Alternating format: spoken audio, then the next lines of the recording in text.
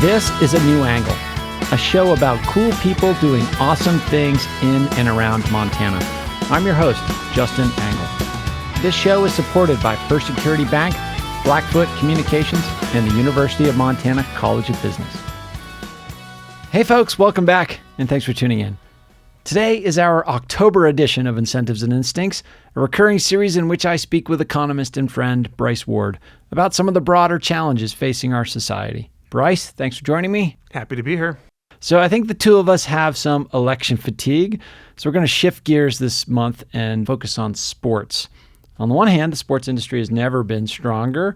The NBA and NFL recently signed record-breaking broadcast deals. But there's a lot of other changes at play that present a little bit more bleak outlook. So we're going to talk about the good and bads of sports today. And let's start with just an exploration of the purpose of sports. What role do sports play in a society?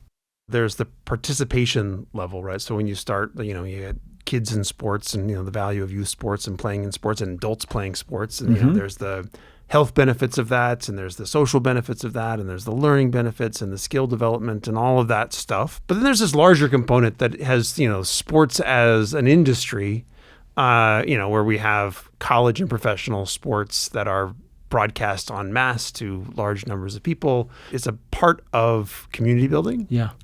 It's a part of, social networks. It's something that we share in common, right? Exactly. And those are increasingly rare in our world, right? There's something, there's things that happen simultaneously that all of us have the option of participating and viewing at the same time. Yeah, some degree of monoculture is decaying in a way. Yeah, but then you show up the next day at work and you can talk about, did you watch this yesterday, right? There's just a general awareness of it that makes it's a social lubricant. I remember in my first job out of college, I was a bond trader. We would make trades and then there'd be some small talk sort of before and after the trade. And I don't care all that much about professional sports. And I felt like there was a professional utility in knowing enough about what was happening in professional sports to be able to converse and sort of make those social ties and develop those relationships based on that substrate.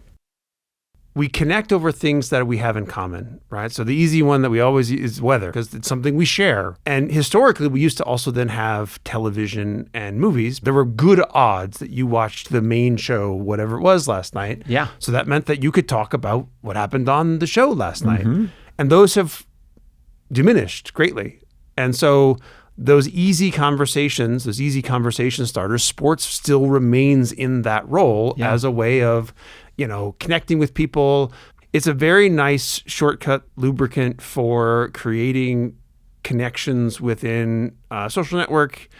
It makes it easier to go into environments where you don't know people because there's something that you might be able to reach some kind of advancing of the conversation through this means. And so, then you move on to other things.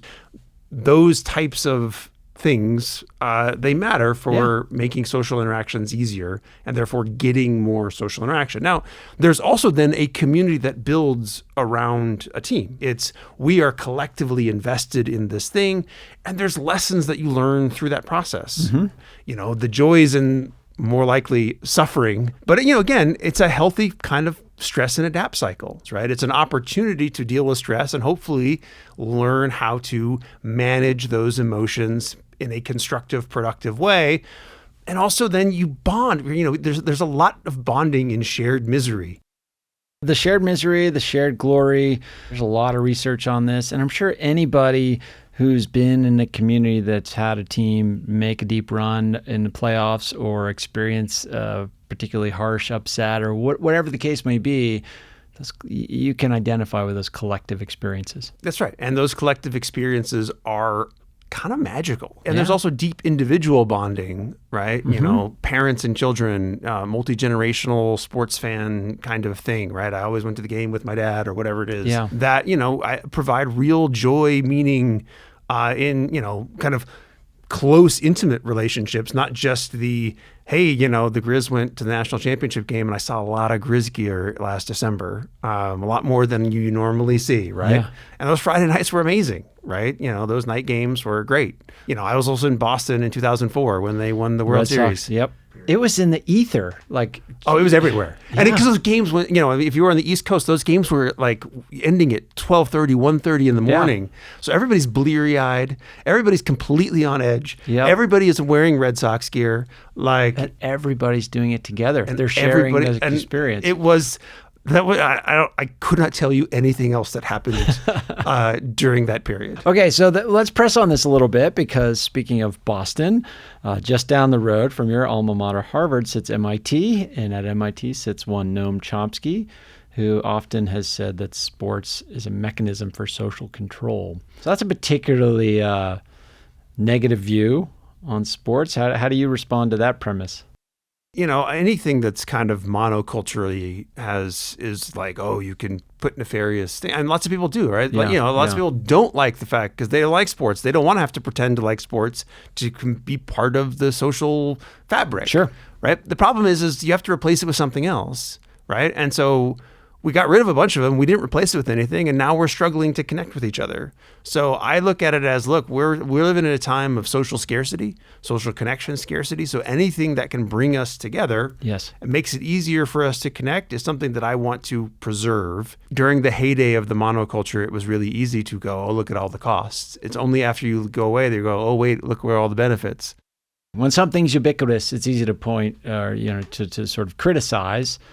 But when you don't have a replacement for the values that thing creates, it's a little, the lack of it becomes a little bit more salient. Yeah, you see what happens when you don't have it, right? There's always trade-offs. Yes. What I'm trying to get through here is just like, look, let's appreciate the benefits that this sports community provides. If we're going to get rid of those benefits or reduce those benefits, let's acknowledge that we're making that trade-off and doing it for good reasons that are going to collectively improve us. There are a lot of changes happening on the sports landscape. It seems like every day something changes. In college sports, the transfer portal, NIL, conference realignment. In professional sports, you've got load management and other sorts of factors at play, the money ballification of almost everything now. Probably one of the biggest ones is the rise of gambling across all sports and almost all states now. So things are changing. And as you mentioned before, the trade-offs, I think, is one thing to sharpen up here. There are all these tremendous social benefits, but there are huge costs. Oftentimes, sports teams will leverage their influence over a community to extract support for a stadium. As an example, we put our athletes on pedestals, and oftentimes that excuses all sorts of bad behavior and presents all sorts of weird incentives. So these trade-offs are real, but given that balance, how do we make sense of these changes? If we're going to stick with these are the benefits that sports provides to society, the question you have to ask is, well, when you're changing it, is it doing something that erodes those benefits? Yes.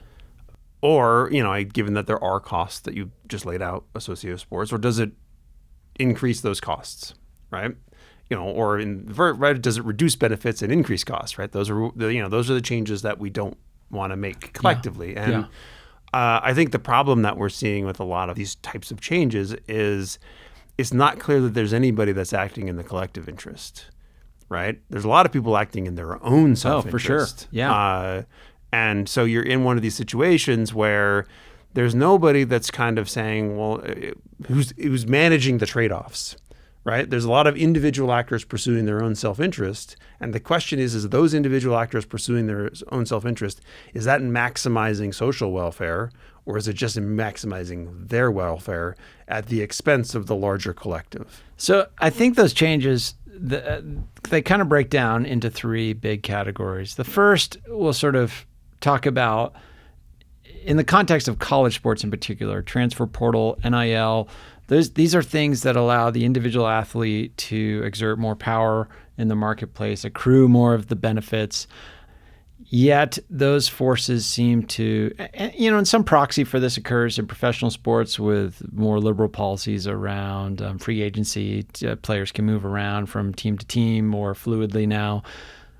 That, it would seem, creates opportunities for athletes and maybe some opportunities for fans to follow athletes from market to market. One of the costs potentially is it dilutes the shared social experience because there's less of an entity or less of a localized brand, if you will, for folks to connect to. College athletes, I think, are the easier way to understand it because it's more new. Yeah. Right? Because we can remember what it was like. We actually still have it here in Montana because we actually get college athletes who stick around for 3-4 years. Yeah. We had a bunch of basketball players on the Grizz team last year that had been here for 5 years. So you get to see that more old school, like I watched the kid come in and they the Christian around. Leitners, right? Like those sorts of characters are rare birds these days. Yeah, these people these athletes that played 3-4 years at one school, so you got to watch them develop. You had some attachment to them. You kind of, when the season started, you kind of knew who your team was going to be. You kind of knew the core, and then you're like, who are the new guys going to be? And there just wasn't this turnover. And importantly, if you look at those athletes today, they are vital members of those communities. Yes. I went to this school, right? I went here for 4 years. I graduated. I am now an alum, and I am a proud alum. I'm on the sidelines of the big games. I participate in recruiting. I am a member of this community. Yeah. Right? And my concern with NIL and transfer portal and all that kind of stuff is, what's the community again? Is the community just the jersey and the stadium? And those of us watching it, or are these players, and this always was the beauty of college sports, and it used to be part of professional sports as well. I'm a Portland Trailblazers fan. Like, you had these members of the Portland Trailblazers that then stuck around Portland because they played in Portland for their entire career. They built their lives there. Right? And they're still vital members of the Portland community. And when in a world of constant free agency and transfers, it's rare now that you have athletes who become fully embedded and considered members of communities. Smaller schools like Montana, I think it's still more likely. And it still happens occasionally, at the bigger schools and in professional sports. It can happen. We're not on a path where we're kind of cultivating that and that connection between the fandom and the athlete. I'm not sure younger kids are fans of teams. They just follow athletes. Yeah. You could call that like the Kevin Durant effect, right? Kevin Durant's a professional basketball player, one of the best who's ever played, but he's moved around from team to team to team. So I think there are very few. LeBron James. Yeah, LeBron James, you could put in that category. And in some ways, I think it's weakened his case for greatest of all time when it comes to basketball, because he's just been, it's hard to know what he is. Is he a Laker? Is he a Cavalier? There's not that deeper, we talk about one of the values of sports is this lesson that comes from being invested in the team and the heartbreak or the joy that comes with that. There are these deep roots within It's a place-based tie. It is a place-based tie. It is multi-generational, you have all this overlapping stuff, but there's connection there. Yeah, I guess the point is this shuffling around of players sort of dilutes this sense of community in a way, and it creates all sorts of off ramps to that community. If you're not a fan of the team and you're a fan of a player, you just follow the player. So it both changes the nature of the product, but also reduces the dimensions on which fans can bond and form community. And look, I have to admit my perspective is now somewhat skewed living in Montana because we don't have. I'm not. When you live in Boston, the Red Sox, Celtics, Patriots, and Bruins are ubiquitous. Yes. Right.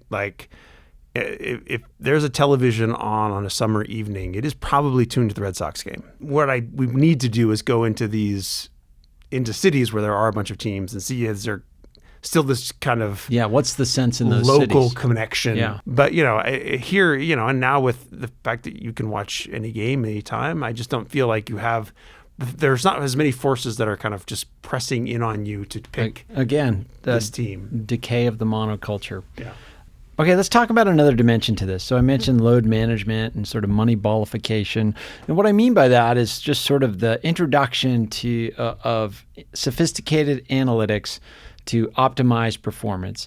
I would argue that might lead to better performances, but it's just less fun to watch. I think the games are less interesting, more predictable outcomes. I just find sports in general to be less compelling in this era of trying to optimize every little thing. I understand why it happens, and if I were in a coaching or leadership position, I'd probably pursue the same strategies, But I think as far as the fan experience goes, it's eroded a little bit. It used to be you had however many teams were in the league, and you would see a bunch of different styles. In any kind of game theory type world, there's always some advantage to going to zagging when everybody else is zigging, right? And, to try and be the different player, the different team that does things differently. And, because everything is optimized to deal with the dominant thing, you kind of have this counterbalance. So that still exists. But yeah, I think that there was more variety historically and different styles of play. And so, you could kind of, enjoy and bask in the glory of, or the enjoyment of watching a bunch of different types of teams play each other. Yeah. Turns out gut instinct is less predictable. Yeah. So yeah, and some of that also then feeds down into, the participation and, all the other stuff, right? Is because it's like, they all just want this and I'm not that anymore. I was good at the other thing and nobody wants me, so I'm out. We'll be back to my conversation with Bryce Ward after this short break. A New Angle is proudly presented by First Security Bank, Blackfoot Communications, and the University of Montana College of Business. This show does not happen without these pillars of our community, and I'm so grateful for their support and encouragement. And speaking of support, have you checked out our new website yet? anewanglepodcast.com. There you can support our show directly with a variety of subscription options. Subscribers get access to bonus episodes, additional segments, writings, and other benefits. So check it out at anewanglepodcast.com. I'm Larry Summers, Harvard President Emeritus and former Treasury Secretary. You're listening to A New Angle. Welcome back to A New Angle. I'm here with Bryce Ward, talking about sports and their role in our society. Last thing I think deserves its own treatment is the rise of gambling. So it's been since about 2018 when sports gambling was made legal or started to be made legal more widely. I think it's now legal in about 38 states. And there's been a variety of economics research on this, and gambling can be fun. It's fun for a lot of people, but it's looking more and more like it's really terrible for us. So there was a law that Congress had passed that effectively had made sports gambling illegal. Supreme Court effectively overruled that, said that it was a state decision, not a federal decision. So then states had the option of allowing sports gambling. So states did that, but they did it at different times and in different ways. Economist dream right there. We get the dream, right? Because now we can compare places that didn't have changes to places that did. Yep. And we are now 6 years in. We've had time for, the market to grow, and it's a big market now, billions of dollars a month. And so, now we can start saying, well, what did it do? What did it change, right?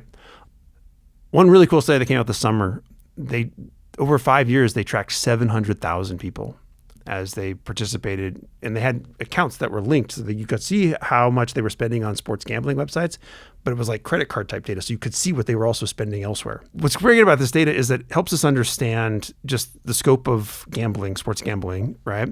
And technically, this isn't just sports gambling. It also includes online casino gambling, which is not as common as sports gambling, so it's mostly sports gambling, but technically they also are merging both. Part of the same study. Part of the same study. But so the 700,000 people who were gamblers, right? So they participated in some level, right? Only 5% of the people actually took out more money than they put in. Wow.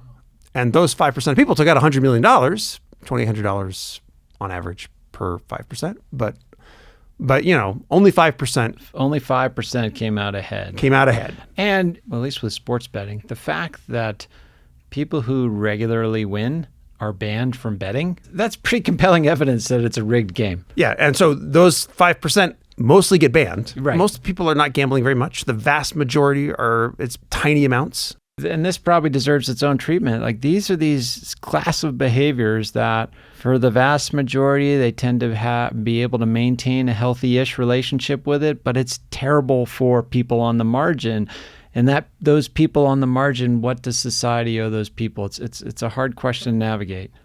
It takes the next 80% to pay them off, right? And then the last 15% are the big losers, right? The people who lose a lot. And ultimately, it's whales and minnows, right?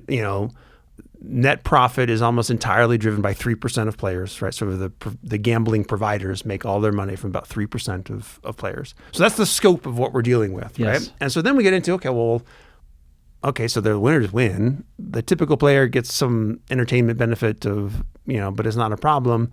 But then we have this group of people for whom it's a problem, right? And it's a big problem. Big problem.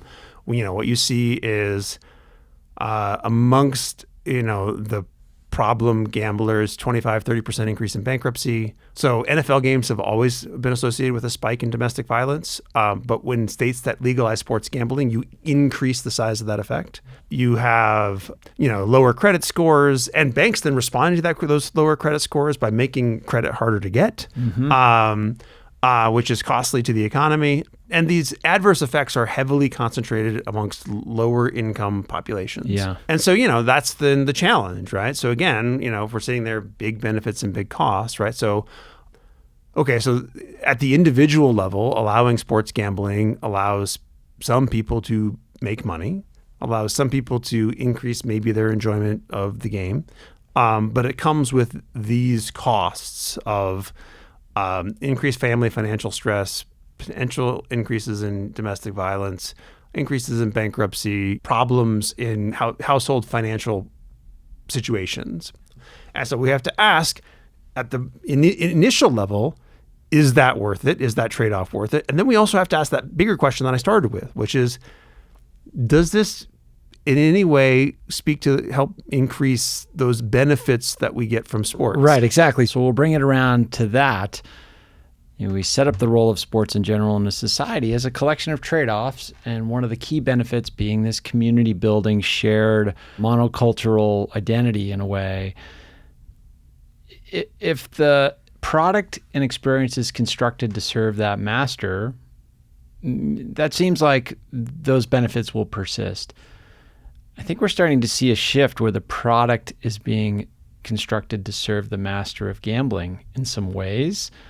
There's all sorts of perverse incentives that legalized gambling introduces. The negative individual effects will erode community spirit in different ways, but also the sort of construction of the product to serve the gambling function, that can also erode community. Yeah, and it also just erodes the product. Right? Yeah, exactly. It's the game is now like, who is it being played for? If the money is coming from the gambling, it's being played for gamblers. Right. Right? Not for the casual fan. And so you kind of start pursuing, the gambling side of things, right? Fantasy football or whatever drives, or, fantasy sports drive engagement or participation. Well, that changes my relationship with how I'm watching the game. Absolutely. Right? And you have, you have the players that even acknowledging this, right? Like, oh, don't play me this week. I'm not going to be very good. Or it's changing, it's shaping how the sports product is created. And whether that creates benefits for community or not, I don't know for sure. It's hard to measure. It's hard to measure. The big danger, the one that becomes the threat to the whole enterprise, is the one that made us ban sports gambling in the first place, which is when the gamblers get their hands into the players and the coaches, and then the games become tainted because they are being thrown for gambling, which has always happened. There's been cases throughout history of that happening. But when gambling is ubiquitous and you have lots of athletes who are gambling on other stuff, you create the opportunity for more fixing of games because people are gambling. Yeah, and a permission structure in a way too, where if it's more permissible across the society, it's like, why should the athletes be held to a different standard? And it just erodes the norms. You can take a particularly cynical position and say that, sports is sort of a ruse to begin with, back to the Chomsky-esque view. But if you just explicitly introduce all these incentives around gambling and potential for influence, direct influence on the athletes, whatever illusion of fairness it had before starts to erode pretty quickly. That's another part of the problem of, of everybody pursuing their individual interest. Is part of the beauty of sports, part of why people like sports and care about sports, is there's supposed to be rules and they're supposed to be fair. And we always are going to complain about refs, and we're always going to complain about being treated unfairly. But kind of structurally, there's a game, there's teams, they compete, there's a winner, winners advance, and you ultimately get it. If you're lucky enough, you get a championship. part of the problem, going back to college conference realignment, right, is it's teams trying to protect themselves from competition, right? It's like, well, if I can get into the Big Ten, they'll give me more money, which means that I get to be insulated and I get to have a competitive advantage over everybody else I'm playing against, right? And it's the inability to collectively figure out how to make sure that the playing field is, not to say level, because no sport has ever achieved a perfectly level playing field. You ain't cheating, you ain't trying. I want to know that there is a chance, an opportunity, a pathway for my team to rise up and, achieve, some greater thing. Because if it's not, then why am I paying attention? Right. And that is probably one of the biggest concerns about college realignment, is just that it undermines the sense that there's opportunity. And that means that then, well, if I'm a member of college community X and we're not in the group of people that's likely to be able to achieve it, well, what's the point of paying attention? Yeah, and I think that fairness point comes back around to some of the participation issues that we touched on at the onset and we've covered in previous episodes. If it's seen as a rigged game from the top down, what example does that send to the young folks who are just trying to participate and trying to find their way in some vestige of a meritocracy to compete and to put their mind toward a goal, and all of those sort of work ethic benefits that we romanticize as sports is offering, those seem to start to erode too. Yeah, culture is real. Yes. Right? Culture is real. We have amazing studies on culture now because people have been coding it now.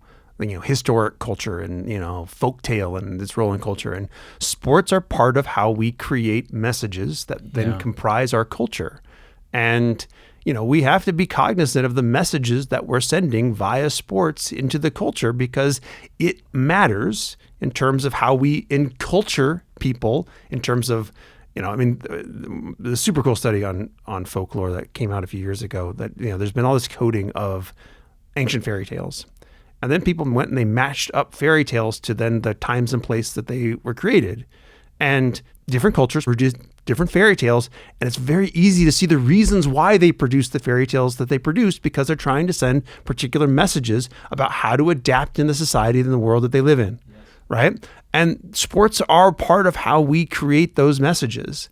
And so it is absolutely important that we, part of the czar of sports that we are missing, should be absolutely saying, okay, well, what messages are we sending here? Right? What is the cultural component of our sports?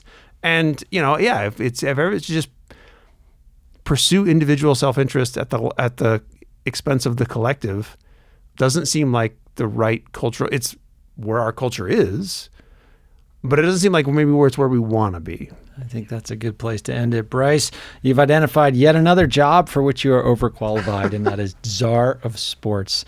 Thanks as always. Happy to be here. So let's turn our attention to the listener question for the month. This month from one of my students, Ryan McNulty.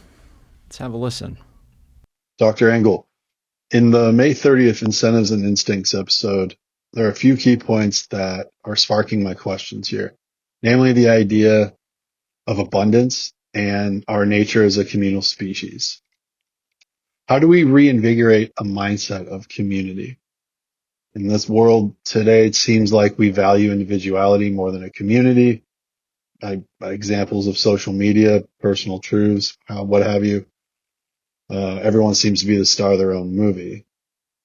Indeed. We're all stars of our own movies. I think that's well said, Ryan. I mean, we just talked about sports for a long time there, but how do we build community in an era where a lot of the incentives favor individualism? It's a good question. I feel like we've tried to address this at various points in the past. This is one of the long pendulums, right, of, how society moves, and sometimes there's quick pendulums. We swing back and forth really quickly, Sure. but sometimes are much more long. And the rise of individualism at the expense of community, that's a many, many decade issue, right? I mean, I remember reading a book recently that was written in the 50s about the dangers of individualism and its threats to community. So we're 70 years, 75 years beyond when people started worrying about this. And is there, in that historical record, is there like a moment or a inflection point that people point to? It's like, this is where this trend started. I mean, a lot of people point at the baby boomers. Okay. Everybody points at the baby boomers, You right? know, they just got, they were encultured differently. That's all the time we have for this episode. If you'd like to hear more of this conversation and receive other exclusive content, please consider a paid subscription. Thanks for listening to A New Angle.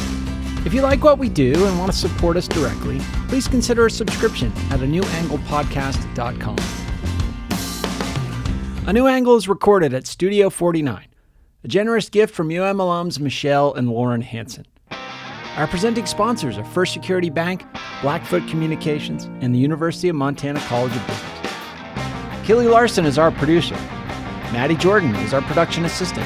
VTO, Jeff Ament, and John Wicks made our music. And Jeff Meese is our master of all things sound.